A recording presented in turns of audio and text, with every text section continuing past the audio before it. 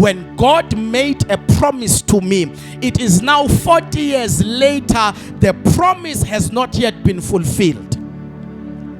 But Joshua is recalling that there is a promise of God concerning my life that is lingering somewhere. And he is remembering that for it to come to pass, I must contend for the fulfillment of prophecies. Because promises and prophecies don't fulfill themselves. The fact that you've been prophesied ukuthi kushunayeliwe kwathiwa unekusasa eliqhakazile angeke lenzeke uma ungalwi.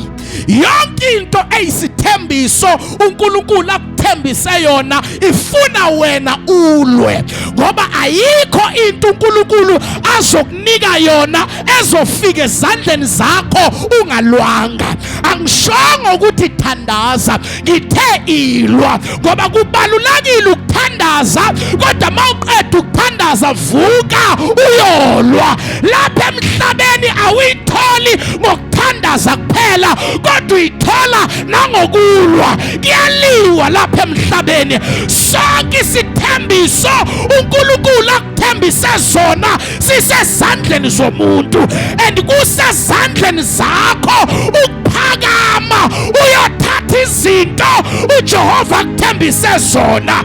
Abantu abathi mina ngiwufuna umsindo bafa benokuthula kodwa behlupheka. Abantu abaphumelelayo abathi akufiwe makufiwa, nami ngiyalifuna izwe lesethembiso ukuthi kuhlala amaKhanani anginamsebenzi uJehova ungithembisile. Somebody say I want the promise. Somebody say I want the promise. I want the promise. Ngiyasifuna isethembiso. Oh, I want the promise. Oh, ngiyasifuna isethembiso. Angeke kulokhu uJehova wangithembisa ngihleli nje ngibukela abantu bedrive ithembiso zami. Nami ngiyasukuma ngiyaqala ibhizinisi, kuthiwa bake baqala bahluleka bekungashiwo mina ngahamba nesethanisa.